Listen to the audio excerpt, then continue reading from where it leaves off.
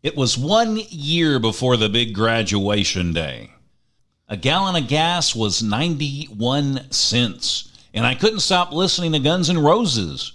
Big Hair was in, and speaking of Big Hair, I could afford to see Big twice at the movies because tickets were $3.50.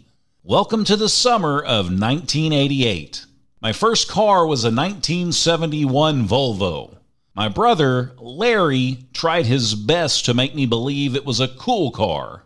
Looks a lot like a Mercedes, he told me. I think it lasted about a week before falling apart on the way to work one day. I ended up buying Larry's 1985 white Cutlass with a vinyl roof.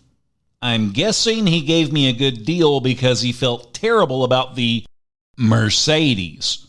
That Cutlass was sweet. The first thing I did was purchase some shiny rims and install a decent radio. Summertime, here I come.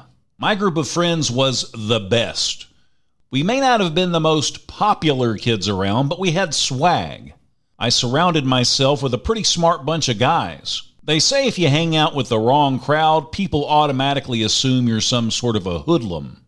I'm not sure if there's any truth to that.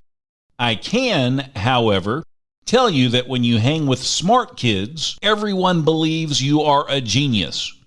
It put me in some awkward situations because I spent a ton of time trying to convince my peers to cheat off someone else or they were going to fail.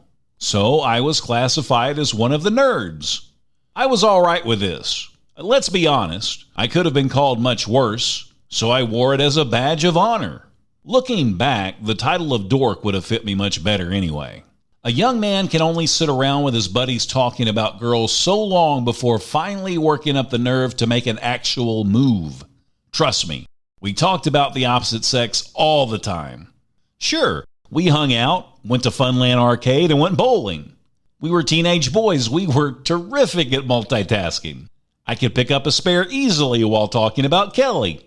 I could break my old Gallagher record while describing how perfect we would be together. The whole group knew it was all talk. Each one of us was guilty. None of us could ever work up the nerve to ask a girl out. I guess when a guy beats himself down so much, it can have the opposite effect. We get to the point of totally giving up, and then something miraculous happens. Inspiration hits us like a fat kid hits the candy store, and we finally grow a pair. I had made up my mind to make the call. I was not going to wait for the new school year to start. I was prepared to begin my summer romance with her, with Kelly. I could read a phone book. I knew what street she lived on. We'd entered the friend zone my junior year, so I had a few details. It was way before Facebook, so I had to do things the hard way. I dialed the first digit with confidence. By the time I was on the last couple of numbers, my spirit was barely strong enough to hold the receiver to my ear. I recall how mortified I was when the ring sounded off. I can remember saying to myself, she must not be home. Then I prepared to hang up. With each ring, I relaxed a little more, thinking she wouldn't answer. Out of nowhere, I hear the sweetest sound on the other end. "Hello," she said. Immediately, I slammed the phone down. That was it. That was enough. My heart was pounding. My hands wouldn't stop shaking. Damn it. I was such a loser. Looking back at the summer of 1988, I realized how wonderful it truly was. I had my friends.